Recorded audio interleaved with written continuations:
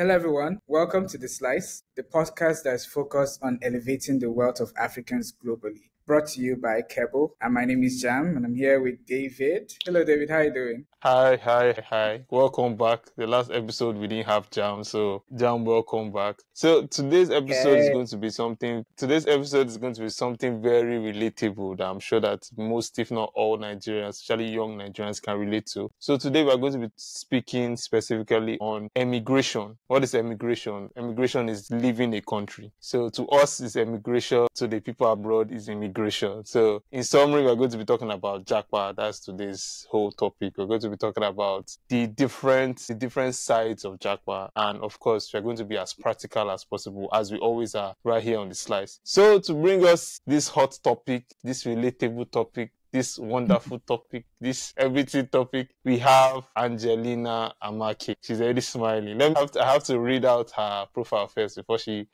starts talking. Yes. So Angelina Amake is a modern languages and translation studies graduate who has specialized in French language. Bonjour, everybody. And she has 4 years of experience in marketing and sales, and has spent the last 2 years as an international student recruiter for students going specifically to Canada. She has helped students get admission, and of course, apart from just admission, she has helped people emigrate successfully from Nigeria and to set up a home base in another country, which is the goal of many people. So thank you so much, Angelina, for joining us today. We are glad to have you. Let the people hear you speak. Thank you very much. Hi, Jam. Hi, David. Thank you very much for having me on this Slice podcast. I hope it's going to be an amazing session and everybody gets to learn at least a thing or two to take home and properly start their dream process to emigrate to another country. Thank you so much. Thank you so much, Angelina. I think at this point, we don't need to define Japa. But just like I said in the beginning, emigration, you're leaving the country. Immigration, you're entering the country. So that whole process for Nigerians is what we call Japa. I'm just saying this in case this episode hits somebody who is not familiar with the term. So that's what Japa means. And for us, it's so significant for Nigerians because of the state of the economy over the years. Most of the time, over the past years, we've had serious decline along various areas, from our currency to infrastructure to different sectors, agriculture. We are not in the golden age of Nigeria, and we have been declining as a country economically, amongst other things. And that has led people to start reconsidering, should I leave? Should I stay? Should I go and build my nest egg somewhere else? So the question I have for you, Angelina, my first question is that why do people Japa? I know it sounds very obvious, but like what are the key reasons that people say, okay, I'm going to take this leap? Because you're not just leaving. You're not just traveling. You are leaving. So you are uprooting yourself from where you built a base already. You are saying, I'm taking myself off from there. I'm leaving family behind. I'm leaving culture behind. And it's a different thing if people are moving from, like, let's say Nigeria to, maybe Benin. Everybody there is black. The culture is not so different. But you are going to these people don't look like you. The food doesn't taste like yours. The infrastructure is nothing you're used to. So why do you think people would take that risk to move all the way? What major reasons? Well, there are various reasons: economic factors, education, the work system, and all of that. Over familiarity complex. Basically, I have tried everything possible in my home country, and to an extent, it's become like, I would use the term see finish. I know everything. What's there to find out again? You want to find something more interesting, something new, something to claw at, education-wise, economic-wise, social-wise. So all of these, encompasses the reasons why people would want to Japa. I think one thing that you mentioned is the over familiarity complex. Most of the time, the average Nigerian, which is true, I can't remember the stat I saw once, the average Nigerian would probably travel maybe as in out of the country, maybe 5 times in their life. Meanwhile, if you meet someone who was born in the UK, I had a friend in the UK who she ended up Barcelona for summer. That was normal. You understand what I'm saying? Even we don't even go to Benin that's beside us. If I ask both of you here, you've probably not been to Benin before. Meanwhile, Benin is like here. So that would be... okay, she has. So, but for the average Nigerian, we are just here. Oh, I'm going every Saturday, So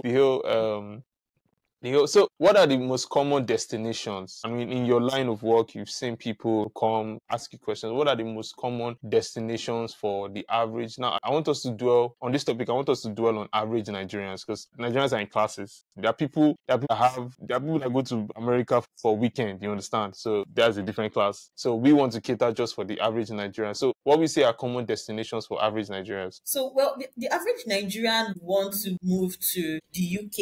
They want to move to the United States of America, that's the USA. They would like to move to Canada. Mostly, these three countries are like their focus for many reasons, for different reasons. Okay, so these three countries are like the top choices. Hey, you meet someone on the road. Hey, if you are asked today that you are given tickets, move to this country permanently, what countries? These three countries will surely be in at least 8 out of 10 Nigerians being asked. So yeah, US, UK, Canada. So what will you say is the best place to Japa to, and why? Well, so people have, personal reasons for various countries. But then if you're looking on different factors, you're looking at the process, the financial implications, the prospects of moving. I think for me, someone else might, differ with their own opinions. Of course, everyone is entitled to their opinions. But for me, it's Canada, because one, Canada is the number 7 most peaceful country in the world. Two, their process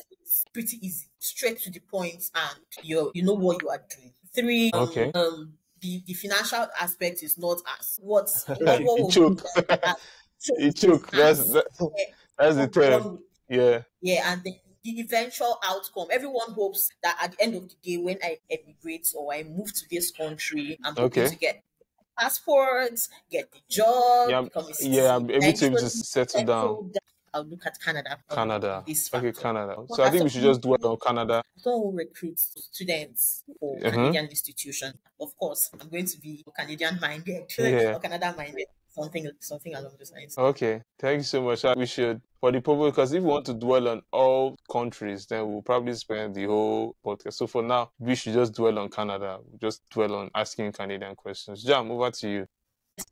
Okay, so I wanted to talk on for Canadians who want to emigrate to Canada. For the clients that you have, what is the driving force generally? From your standpoint, is it school? Is it I want to get a job? On majority of the cases, what's the degree to which people are saying, okay, Canada is the best fit for me, from what you've seen so far? Okay, so the reason why a lot of people would want to go to Canada would be that, the whole the prospect of eventually having, your permanent residence and eventually being a citizen in Canada is the time frame is much more feasible than compared to other countries. And then you're looking at the power of the Canadian passport. If you eventually get your Canadian passport, Canadian passport, I think about one of the countries right now. So imagine if the power of the passport too, that is the drive for Nigerians, eventually having the passports and being able to move with that power as possible. So when students come in, actually, you know how Nigerians can, when prospectives come in, I will not say students, because we have clientele from both worlds. Yes, both sides. So people come in and I really want to work in Canada. The thing is, you can't be on this side of the world and you see inside to the other side. So when people come in and I want to work, it's not easy to navigate the legitimacy of jobs when you are not inside there to see and know what is going on for yourself. And then most of the time, their eligibility and all of that, the requirements and all of that, Nigerians do not really 100% fit into that space, and it's not as smooth. The transition is not as smooth for the whole of the grand scale of people that would want to move through the work. So we weigh your opportunities, we weigh the prospects or the probability that this could work for you, this couldn't, and then we advise you accordingly. I think That's really interesting because I know a lot of people, they're like, okay, what's the easiest path to getting in first, And it really depends on what are you eligible for. So maybe for some people, school might be the best route based on who they are at the stage of their life. Or maybe for someone that they've already done their masters here. I don't know why they're going to school again. They might consider, okay, maybe I can look into the job market and see how that works. In terms of like how the process starts. So I come to you, for example, now, this is very practical. I come to you, for example, and I want to get into Canada. And maybe, let's say for this conversation, maybe school, for example, maybe I want to study a master's. I've finished my UNILAG undergrad and I want to bachelor's and I want to get into Canada. What is the flow looking like? Can you paint a picture of how that would work? When you come to me that you want to do your master's, the very first thing I would look at, do you even meet the minimum requirements for you to study or have a master's degree study, program in Canada? Because the very minimum requirement, the barest minimum requirement is for you to have at least a 2-1, a 4.0 on a 5-point scale. Because basically, the Canadian schools will tell you to have at least a 3 points most of the time on a 4-point scale because their curriculum is on a 4-point scale, while ours is on a 5-point scale. Yeah, so our 4.0 will be their 3 at least. So when someone comes and I'm done with my bachelor's, I want to do my master's, and then I ask you, what was your final CGPA in school at least? Because most of the schools will tell you your cumulative for 2 years, your cumulative for finals and all of that, or your general cumulative. I'll ask you, what's like your CGPA, your final CGPA? And then you're telling me, it's a 2-1. Oh, I'm looking at going to one of the very top schools that their requirements are top notch. I would advise you, rather than risk it, because we know at the end of the day, it's not just study you are going to study. Of course, the knowledge pack and everything is amazing. You get to learn, you get to acquire more knowledge, but then you are looking at the opportunities after that. So if you're looking at, okay, let me even leave first. Let me even get the visa first. Let me be assured to an extent, because the very first thing for you to get is that admission, that offer of admission first before you even move to the visa processing stage. I'll tell you what, rather than doing the master's degree, rather than risking getting an admission application denial, apply for a postgraduate diploma, a postgraduate certificate program. Although I give my clients the chance that if they insist, fine.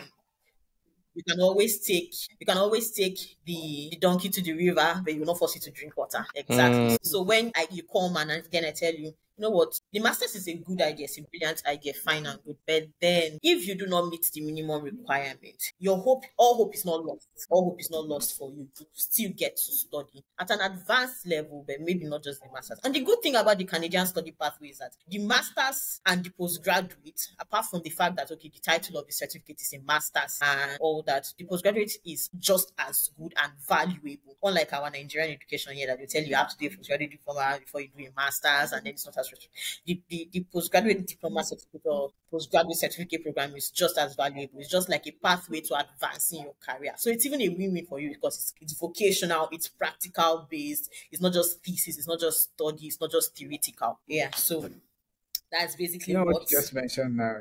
It's interesting because I didn't know that they were almost the same thing and they could almost give you the same value. And I'm sure, like in terms of cost, the difference is the difference is clear. Yes.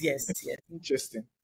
For another part that people choose aside from school, it's always the work permits. And I know that you mentioned earlier that it's somewhat harder for Nigerians to get through that. Can you speak to the process for someone that is willing to say, okay, I don't know, maybe you have a success story on that angle, but someone that is willing to say, I want to go on a work permit, and Canada is my destination country for that. So how is that process for that person? For someone who looks to getting a work permit, I usually advise the person, meet a certified or a licensed immigration consultant to guide you properly, to advise you properly, so that you will not make mistakes, because it's a very critical process, very critical. You need to, meet certain criteria and follow certain steps. You can't, one good thing about the work permit thing is you just can't apply randomly to any Canadian company because you need a job, you want to go work in Canada.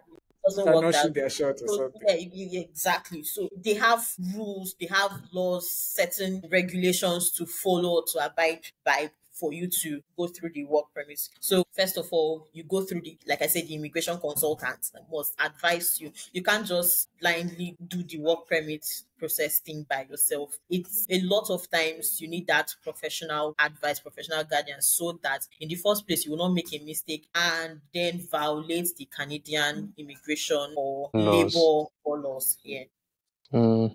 In both cases, which is, I guess that's the most common option for most Nigerians, what are the common misconceptions that you've seen or challenges when these individuals are navigating their immigration process? So what are those misconceptions that you say, come on, this is happening and you've seen it so many times from your angle?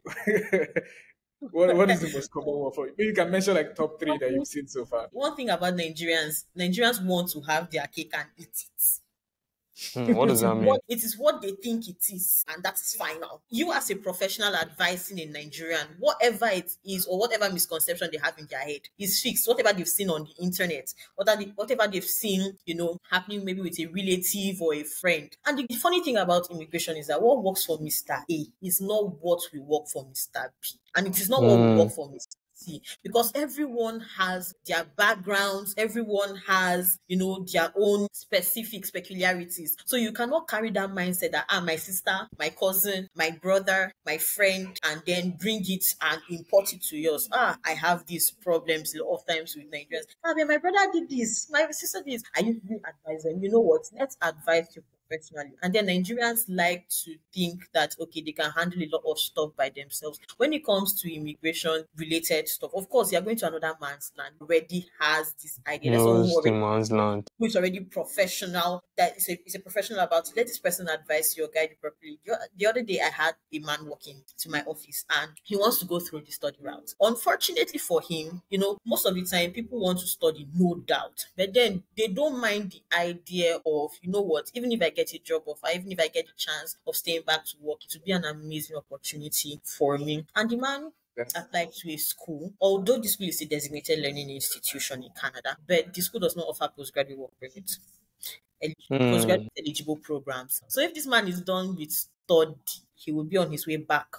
Yes, to go back. And we'll work on so that's another thing with using a professional, so that they will tell you things like this instead of you now carrying yourself to go and this whole thing.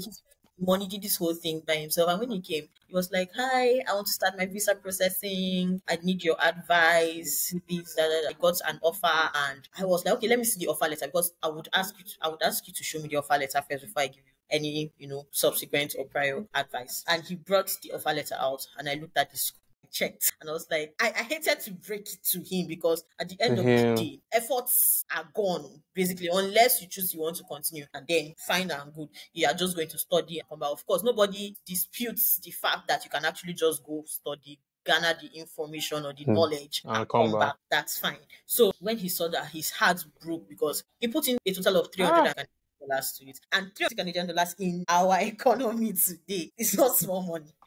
It's not one, and he was like, let his wife not hear about it and all that. So really, Nigerians break my heart when they don't seek professional advice or guardians. They import another man's story, another man's life into theirs, and they feel like, they know everything. Sometimes we have to seek help and guidance. I think Nigerians are very used to doing things by themselves. They feel like, a large portion of it. And I feel we're not used to trusting professionals, to do a lot of things. And I think for anyone listening, it's really important, because you're going into somewhere that you don't know, you've never been there before. It's really important that you actually seek a professional that has done this for countless of people. So it's not just about, I've gotten, like she just mentioned now, it's not just about I've gotten admission, but does this advance your stay beyond the admission, right? Is this the right school for even the study you're even pursuing? There might be schools that you would go into and maybe engineering is not the best. They're not really good at engineering. So even when career people come over, they're like, maybe this school is not the best for engineering. They're looking into another school for engineering courses. But you need a professional to just delve deep into those insights so that you're able to come out on the other end very successful. So what I want us to focus on now is the financial aspect, because I know that for a lot of people, that's a big deal with the whole, Japa and everything. So like the financial aspect of it. So I think the best way to go through it, because I know that different routes have different amounts, you understand? If you're going through job, it's going to be different amount than someone who's going through school. So can you take, I think the most common routes for Canada are the job routes, Both PR routes routes, and study routes. Okay, so yeah. can you do from the least to the highest? Which one costs the least? Which one costs the highest? And do like a cost breakdown. And I want you to be as detailed as possible because people need to understand. Because this is still early in the year, so that people can start to know that okay, they are not going to eat anything again this year. It's Gary from now to December, so that they can go abroad. Or if they need to sell their car, let me not say sell their children. Well, it's not. I wouldn't say it's crazy like that. But our exchange rate is going to contribute. That one is. That's true. That one is sure because most of the time these fees for these services will remain constant because it's not in our naira. But then the exchange rate is going to go up. Increase. So you won't blame the service provider. Yes. So okay, so for the work permit, I'll start with the work permit. Getting a job yourself, you have to use the online job platforms, different job platforms. Most of them Glassdoor, Indeed, and the rest. Indeed, LinkedIn, and the rest. So that helps them with getting jobs. And the IRCC themselves have even made it possible for immigrants to find verified and proper job opportunities in Job Bank. There's something they call Job Bank, the Canadian Job Bank. So that's where you get verified job opportunities that immigrants are eligible to apply to. Okay. So when you get is this a website or is this like a, I don't know, it's a website, so Job Bank, Canadian Job Bank. Okay, so jobs there, immigrants can apply to it and the companies will sponsor you to come here, to come there. So it doesn't work that way. Okay. Those are job opportunities for you to apply to get your job. So it's now if these companies, decide that okay, we'll sponsor you. It's solely that company's business. Okay. It's not like they are mandated to sponsor you to apply for your visa or anything. Yeah. So when you get the jobs and good for you, if they sponsor you, fine and good. So you know that most of the financial costs. Costs have been taken off your shoulders. But then if you are looking at, the whole doing it yourself, you know that you're paying for your visa application fees, if you're doing your medicals, if you're doing your biometrics, these have different fees. And I think they are all stated on the IRCC platform or website. So you can check them out. The last time you checked, can you just give us like a ballpark figure? Okay, let me bring that. In total. You can check it now? Total amount. Oh, yeah, I can check it now. Yeah. I can continue to look for it. I think for most people or most listeners, we want to know that, okay, should I have like 10 million before I decide on this journey? How much do I really need to say, okay, this is the amount would at least. That's where David's mind is at. So I'll start saving now. The current Canadian. Right now, for the entire, the new Canadian policy, the Canadian Immigration Minister or Ministry, I would just say Ministry, has set, the amount for you to prepare your mind that you are coming to Canada at 20,000. That is 24 million naira. So that's 25 million naira. That's minus flight money, Abby. Is flight money inside? No. Minus flight money. Visa money is inside? No. So this is the amount that you'll be showing that, okay, I can cater for my living. Okay, this is proof of funds. Yes, I can cater for my living. But aren't there ways to game this thing? People game it now. Isn't it just to show that your bank statement? You will not just show that your bank statement and then you get into Canada and you begin to pose yourself as a nuisance. Because where would you now go to for food? How would you pay your rent? How would you, buy stuff, pay transportation, all of that? So you are factoring all these things into that money. So of course, just like in Nigeria, you would not expect to be going from house to house to say, yes. I don't have a place to rest my head. Please let me know. So they don't expect you to come to the country and come and suffer. Okay. So what was the essence of coming in the first place? So if you're going through the route of job permits, how much do you need? Also, so actually it's the same amount, like that 20,600 Canadian dollars. It's your cost of living that you can cater for yourself as a single person in Canada. Okay, but it's not factoring in if you might have family or things like that. It's just okay. That's a single person. So okay, that's for a single person. So if it's only you know only your God, and you're going to Canada now. yourself and you. Yes, You yes. know yourself and God. You're not going to beg on the streets. You want to, you understand, be self-sufficient. For a Why you like? year, this a So year at for least. okay, that money is for a year. Okay. So I think we can do some hustle maths. Let's do hustle maths. So if you want to survive yourself for 6 months and you say you want to kill yourself that in 6 months I must get everything down. So 24 divided by 2, you need like 12 million. Let's make it 1 month. 24 divided by 12. That's like because Nigerians are hustlers. You will Well, tell them. well, you don't plan to stay for only 1 month and come back, do you? Yes, but Or I'm stay saying for that okay, that if you use 1 month to double your hustle and then get a job okay, there, you understand? okay. So that the job Oh, can now kick off. You understand? Paying okay. all your expenses. Funny Mm. enough, how I'm thinking is how most Nigerians think. It's like, let me just enter. If I enter now, But Shebi the Chinedu thing got a is, job in. the thing is, you have to prove to the Canadian government, the IRCC, that I don't need to hustle. Like, I don't need to come and kill myself to hustle Hmm. before I go. I So get you say it. that convince them Yes, and the good thing about your Canada success is of your visa. yes, visa Yeah? application, because we don't do face-to-face interviews in Canada. Oh, so So once it's you have your documents, you are clear. so there's a review process. There's a really Okay. the scrutiny process. I'll say scrutiny. Yeah. Like they go through, review practically every single thing you put on paper for them to Hmm. be So based on what you must present, you must show that yes, I'm indeed capable when they go through it. Okay, I think now we should focus now on so 2 more routes. So the PR route, so permanent residency and that whole process and how much does that cost? And then also the study, because you can't as much as the government is saying 24, how much 20 something 20,000. thousand $20,000. I know that amount is not the same for students because students are paying tuition and abroad schools, their school fees is not $2,000. Of So course, of course. So for the PR, you have to factor the fact that you are doing a lot of verifications and stuff. You are evaluating your documents. You are writing language proficiency tests. If you are bilingual, you speak French, you speak English. You are like doing both. yourself, You do both the French like proficiency yourself. and proficiency. Then you're evaluating your documents, and then the proof of funds we spoke about, 20K Yeah. in factored in, then your biometrics, your visa application fees, and your medical fees. Okay, so most of So the money you're spending is just to verify yourself. basically, So if you're talking about proficiency test now, language proficiency test, we are looking at, what, how much would that be? Language, I think that's the IELTS, Abi. yes, Yes, yeah.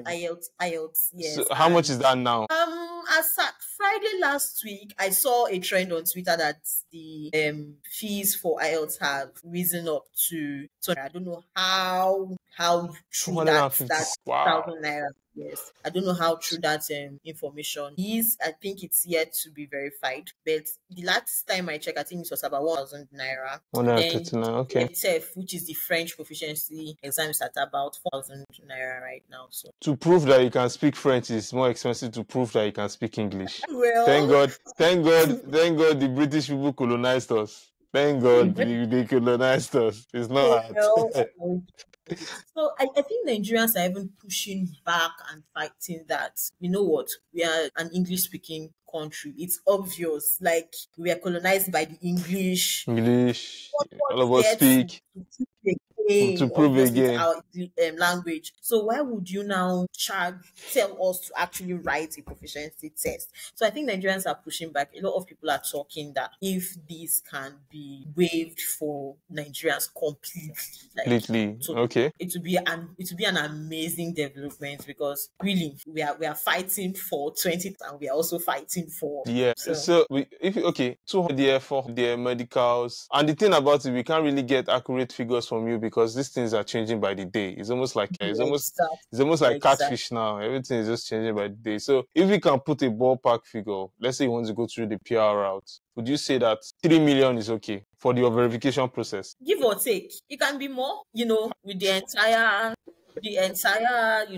exchange rate rising. I would just say give or take. Give or take. Give or take. Give Let's or say for take 3 now, million. like I think you will be showing that you can cater for yourself. So give or take. And I Yeah, must fight okay. more. I wanted to ask on the proof of fund side, the 20,000. Is that why people, because I've seen people actually use proof of funds, let's say businesses and stuff like that. Is that the reason for that? Is that a major source of Well, saying, okay, we use those people as a way to show that we have 20,000 an well, I account? usually advise I advise every single one of my clients to source for the funds and have it, because you do not know the exigencies that come in front. You do not, like, you can't predict what exactly will happen in front. Have that money and know that you have it, because you get to Canada and man, you'll be shocked that truly you can't even. Maybe we're saying that no worry, when we enter, we will find When we our enter, way. we get Yes, job. exactly. You get, and then you get in, and then you're like, okay, I didn't see this coming. I never experienced it. Mm. And then you Yeah. start, oh, what do I do? What do I do? So I usually advise them, you know what? Have the money. Prepare yourself. Don't rush. Canada is not running away. It's there. It's waiting for you. Have the money so that you have peace of mind. At least when you get into another man's land, you will not see somebody and run under the table that are the old person who you get, and then Yeah. you'll not sleep with your two eyes closed. So tell them, have the money. Would you Have would the you I money. think advise that's would needed. you advise okay, I think we should now move to the school part, because tuition, if you are going to, because something that Jam said that, and it's very true, you need to also weigh the school you go to by the ranking of the school. There are certain schools that rank well with certain industries, so because Mm-hmm. the better the school you go to for your industry, the higher the chances of you getting a job, and most of the time that's the goal, to get a job. Oh yeah. So, Yeah. but the thing is, this thing that comes to bite you is that if you now want to go for that kind of thing, you have to spend a lot of money upfront for the tuition. So, how much are you looking at if you are going through the school route? So school fees, undergraduate school fees right now, we are looking at between 30 to 35 Canadian dollars per year for most Okay. schools. There are still Wait. schools, Is this part? This is per academic year. yes, per academic year, Okay, I'm doing the. You said 35, right? 35. 35,000 Canadian dollars. For most schools, there are schools that still have higher than that Okay, let's just say average schools. average. So that's 38,500,800 naira. Wow. Okay, let me read it again. 30. Wow. We started this episode saying that we are doing this for the average. You have to There's no You reconsider that. see, there's there's no there's no average. they don't have a school lights, or something, so the Light discount version of option, school. light version of school. The good thing is that most of these schools give international undergraduate students scholarships. So it helps them reduce costs. Is it common to see Help- students tuition free, or usually it's just a percentage? I can't say, because it's me maybe accusing these schools, but Hmm. it's rare. Hmm. One, most of the scholarships are given based on academic performance of our international students from Students, yeah. their country school, their high school. So let's say high school, you were a straight A student. You are looking at They maybe trace it 7. back. They trace it back from secondary school. They don't Your trace it from WAEC, yes. university. No, now you are an undergraduate student. You're looking at applying to bachelor's. I'm talking about the bachelor's degree. Oh no, I'm thinking about Masters. the conversation was Oh, masters. Yes, oh, masters. yes.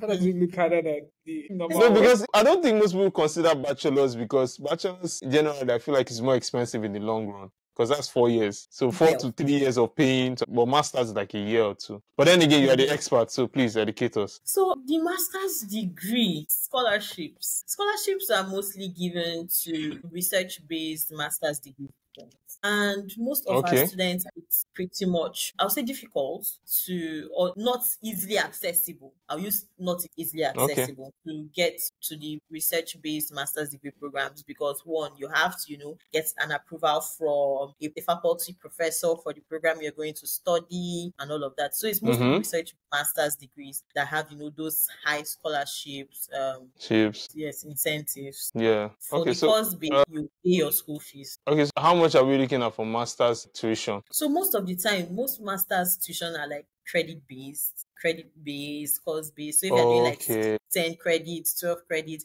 they'll tell you, okay, 8,000 Canadian dollars per credit, or 8,000 Canadian dollars for 3 credits, 5 Okay. credits for 2 credits, like that. Then you now multiply by the number of credits you'll be doing in maybe in a term or in a year. Okay. I don't know. That sounds more customizable. You can customize it to your And pocket. then, so if you now want to take it back through memory for students that have, gone through and have given their testimonies. Well, and most schools will tell you per year you should have this idea that you'll be looking at almost the same amount as the bachelor's, 30 to 35. Then for MBAs, you're looking at 40 to 45. Okay, So that's what MBAs are generally more expensive. Okay. expensive. Wow. 30 million naira.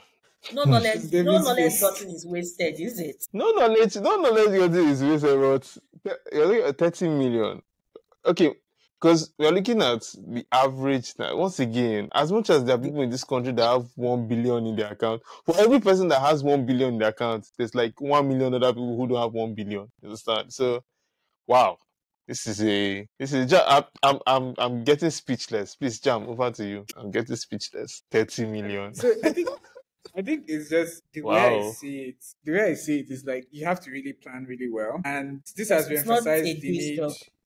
It's not a day's job. And this has emphasized the need to actually speak to a professional because all of these things are new to me. And there was a time I was even searching for, what are the opportunities to study for masters abroad? So even now, these are new information. So I think just re-emphasize the need that, people should seek a professional and plan. If it takes you 2 years, like she mentioned, Canada is not running away. All of these schools, they are there and they're waiting Yeah, for they're you. waiting So for you. if it requires you to plan to get a higher paying job in Nigeria, to do more stuff, if you're handling like 5 different jobs in a day, no problem. As far as you have your goal that, okay, you're going to meet Angelina one day and say, see my money, I'm ready. I think that's how I'll look at it. Because it's not actually easy. From this conversation, I'm even shocked around the amount of people that even leave the country. But I can understand that it's not even easy to even do that. And I think it's great work you're doing. You're helping people, Sha. That's the goal. Changing lives. Do you have any It is what stories for us? We like to hear stories. Do you have any story? You've told us about that man that Yes. spent. That thing is so sad. I was thinking about it now. Like, imagine that he has already planned himself that, I'll finish school, bam, that the thing was cheap. I'll finish school, bam. By the time I finish like this, enter one or two, come back, build one and house, carry my people. funny thing is the level of another thing about Nigerians is they will apply for a level of study that is lower than their own study. And most of them are not even aware. The thing is, get, like I said, professional advice or guidance. If that man knew in the first place that even the level of study he was applying for was way lower than his Wow. status. His pedigree, yeah. Yeah. Yeah. Does What, she have what's This is the what stories? what's I the think stories. yeah, please go on. Please let We're, us hear stories. I said this is what it is. It is what it is. we're looking Wow. for stories that you say, this is a success story that worked out. I know that each person, I think you mentioned several times that each person's Okay, sort of so journey okay, is completely I would different. like to use one of my students. This lady Nice. came in. She had like a really great result from undergrad. I think she had a four. That's almost a Hmm. first. Nice. And we applied to a school on her behalf for a master's degree program. She got denied admission with a four. You see why I tell you that on the grand scale of things, like the requirements are for Nigerians is, although I think they are beginning to loosen up, they're beginning to loosen up to a good extent. So we decided to apply to an MBA program. She's currently in Canada now. We decided to apply to an MBA program for her. And we were like, okay, fine and good. Just come and, do the MBA. MBA is a win-win because MBAs is like all encompassing. They have the project management in it, they have the human resource management, they have Yes. business management. Good thing of most MBAs these days, they've introduced tech, data analytics, and all of that. So you are not just one-sided. Everything is, embedded for you. And she sends me messages from time to time that, she's doing well and school is going fine for her. Although, the whole acclimatizing to the Canadian system is still pretty huge Yeah. for her. We are Nigerians, we adapt. So Yeah. it wasn't an easy, process at the very beginning because of that, denial that the school gave her, that very first denial. But then we have to move. We have to make progress. And she was a very determined person, she did not, and she's someone that was ready to learn. She was open-minded. One thing about Nigerians, we are closed-minded. If it is not what we think it is, we cannot accept Yes. another thing. She was open. She was like, okay, let's give this other thing a try. If she insisted that it had to be that program, That's and then this whole very thing key. hit her, all that, but then Okay, so before we begin to wrap up, you've mentioned something, you hinted at something before, so I just wanted you to touch on it because that's part of what we do. We always give updates. So you mentioned new laws, and I think a lot of people, I think UK has done their own. UK has always been Been bombarding Oshodi us. for abroad. That one has always been there. So for Canada now, what are the new laws that have been put in place concerning immigration? And So just talk to us about that before Canada's we begin new to round up. policies came as Canada's new policy came as a shock to us because we never saw it Mm, coming. We never experienced it. Of course, there are immigration, there are immigration councils that handle anything immigration yeah. for each country, but they were so welcoming, warm, and all of that. We did not expect this, but then it's still for the benefit of the emigrants or the immigrants. I'm talking from the point of view of Canada now. For the immigrants, it's still for our own good or our benefits, because the very first policy was aimed at international students, so that we will have the best quality of education and all of that. So international students would need, like I said, the new proof of funds. This one cut across board for everyone, 20 moving to Canada. So you need to prepare your mind and know that, okay, So how much because was it before and how much is it now? it was about 10,000, 10 to 200 Canadian dollars or So so. they moved it, they literally doubled it. Yes, and was like Wow. 10 years. This was like 10 years, 10 to 12 years ago. And imagine, times have changed, economies have Yes. changed. Every country Yes. is developing or moving forward. So, of course, cost of living would increase, just as it's increasing in Nigeria. That's how it's increasing in other countries. So, you would imagine you coming to Canada without your 10 Canadian dollars that you have, and you come and then you are seeing yourself spending more than that. It will be, of course, it will come as a shock to you that, but it was 10. Why am I spending more than my 10? So Yes. Yeah. they want international students, they want the immigrants to know that, okay, I am coming to Canada. I know that my 20 is 20. My 20 will not come and turn to a million or 100 or 200 or however. So 20 is 20. So that is what they did. It's for our own welfare, our own benefit. So that you're having that mindset that, okay, you are coming, you are going to spend Yeah. this. Come with 10,000 and then you're coming to see 20 out. So that's for our benefit. Then they made it, one of the policies is that international students who are coming to study for any other program apart from a master's degree program or a PhD, their spouses of those other levels of education will not be eligible for open work permits. So So people can't do the come and then your partner is working while you're schooling routes, all that stuff. for other programs apart from the master's degree and Masters. PhD programs. Mm. So Okay. Is I that think that one would like to be COMSI for international students, because most of our students do not necessarily meet the requirements for a master's, and these students are married or they already have families. We usually advise them, either you come to study and your spouse also comes to study, or you come to study, finish studying. If you get the opportunity to stay or the privilege to stay back, and before your family can come join, before your spouse can come join you to work, or else they will just come visit and come back. I understand. So are those the only policies, only new policies? So then the other policy is that, so there's this thing that public schools and private schools in Canada do. I think even in Nigeria we do it, where our universities are affiliated with smaller colleges or smaller institutions. Yes. Like you hear Yes. University of Ibadan is affiliated with one of the colleges in Oyo State. University of Lagos is affiliated with one college or the other. So in Canada, it also happens where public schools are affiliated with private schools and they offer programs or courses in these private schools. So before now, students that offer these courses offered by these public schools in partnership with these private schools, they were still eligible for postgraduate work permits. But right now, any of these programs are not. So that means it has to be the course masters or postgraduate school, Abby. Is that what you're saying? No. So okay, for example, let's take Unilag and a private school, for example, Covenant University. Covenant University and Unilag are in partner, and they are offering engineering. So Unilag is offering engineering taught in Covenant University, and then your certificate is carrying Unilag, but you were taught in Covenant University. Covenant. Before now, you would get a postgraduate work permit for that certificate. but Ah, much you can. later, you right now you will not be eligible for a postgraduate work permit if you get that certificate. Wow. These are some aggressive stuff. Oh, these are some really aggressive stuff. Wow. I feel like it's for the benefit of the international student, because of course they would have our welfare, our best interest at heart. Of course, we are spending our money on their Yeah, school. society or their government or whatever system. So of course they should have our interests at heart. I think at this junction, we can begin to round up. Time is fast spent. Time is fast spent. So, John, please kindly round up for us. Thank you. Yeah, sure. I think before we round up, Angelina, I think it's best that we plug you in. So, how best can people reach out to you? Is there a website? Is there a social media handle Oh, that we of can course. reach out So to and say, hey, I work under an amazing company that offers amazing services and guidance. And then we have like licensed immigration consultants that give proper professional and Maple Education. I don't know if you've heard of Maple Education Canada. So we've been 20 years in service and we've been amazing. So you can reach out. I think we have an Instagram handle, Maple Education Canada. And then our website is okay, actually www. nice.